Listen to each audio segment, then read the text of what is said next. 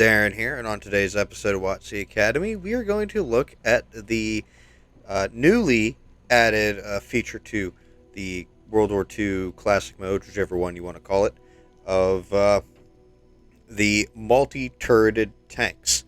Now, there are a couple Tech Tree tanks that have been given this feature. There's also been a premium tank released that has this feature, and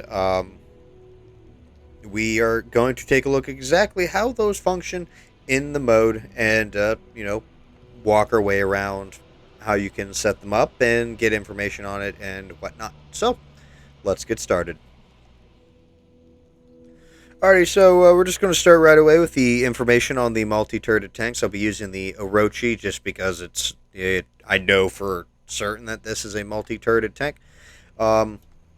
Refreshing this real quick here so I can get information. There we go.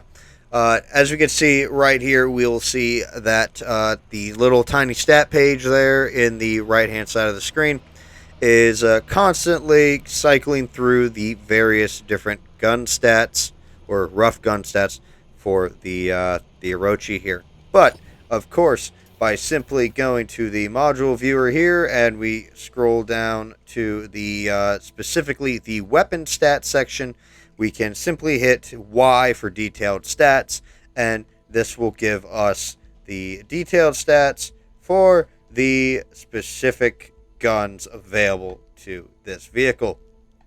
As we can see, we have the basic standard stats there at the top. Then we have the current equipped gun of the 10 centimeter experimental tank gun.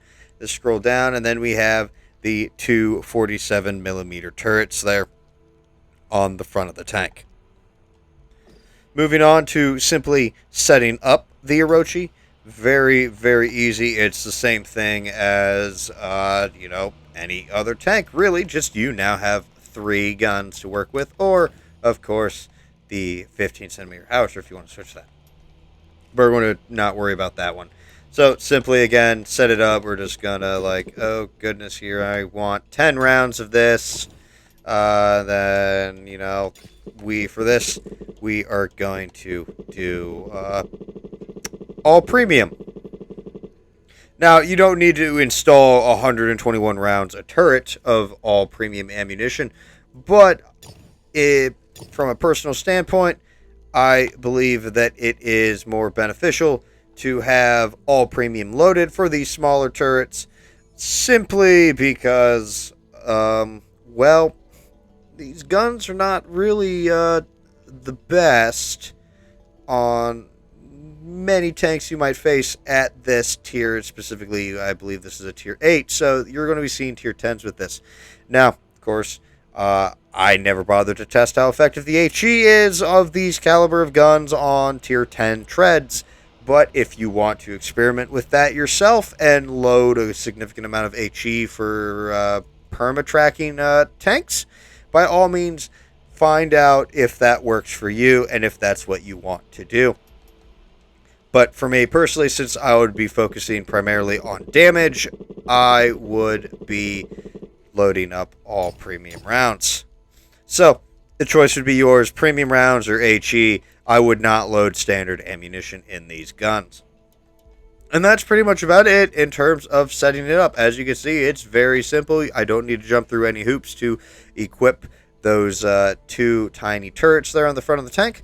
And, of course, we will now go into a battle where I show you exactly how they function in the actual game itself. So, I'll see you there. Alrighty, so in-game, the multi-turreted system is relatively simple to understand here. Moving-wise, all the guns are linked to one reticle. So basically, what you see here is where all the guns will go to until they can no longer actually, follow the reticle. So as you can see here, the turrets are limited by pretty much the rest of the tank here. You got one turret that is blocked by the other turret, and then you got one that can only rotate so many degrees in, the direction before it is stopped by the rest of the tank. but they will automatically track to where the reticle goes, where you pretty much want to put it. So, as you can see here, the rest of the guns are going to follow the reticle. Very easy. You just got to remember that, you know, some tanks are going to have turrets that do not go full 360 degrees. Moving on to pretty much swapping to different guns. Very, very simple as well. You just simply hold the A button down there at the bottom. You can see I've now switched to the left gun. The left gun has its own view, of course, and all the guns will still track to the same reticle. Gonna, you know, if I want to go to turret number 3, or yeah, the turret number 3 basically, you know, hold A button again. It'll bring me to the turret number 3 point of view. And of course, you can see here that I am limited in my traverse. And then, of course, if I hit hold down the A button a third time, it brings me back to the main gun, as you can see. And, you know, there we go.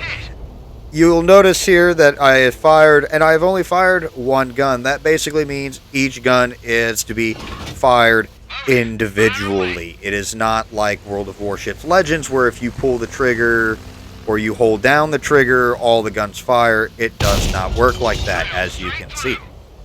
If I want to fire all the guns, I have to swap between all the guns. Now, I'm sorry if I, you know, make someone a little nauseous with that. I'm not going to do it anymore. But you will see that from that little very short demonstration, that if I want to fire all the guns as quickly as possible, I have to switch between the various guns every time. So, you know, do keep that in mind, that you're not going to fire like a battleship and have like this massive salvo of damage go towards the enemy. You have to fire the guns individually. And that's very much it. Very simple to understand. Just as a quick disclaimer, I have not looked at any other control scheme in regards to the multi-turreted system. So make sure that you pay attention to what the button says down there at the bottom of the screen, of what it tells you to hit in order to transition to any other guns. I am using the default control setup, so for me it is going to be the A button. I believe it would be the X button on PlayStation. So, but yeah, that's pretty much it for the multi-turreted system. I'd like to thank you all for watching. I also would like to thank Yezdi for being my target dummy right there. If you enjoyed this video and you found it helpful, hit that thumbs up. And if you want to see more videos like this one, don't forget to subscribe. But until next time, this has been Darren of WWII Academy.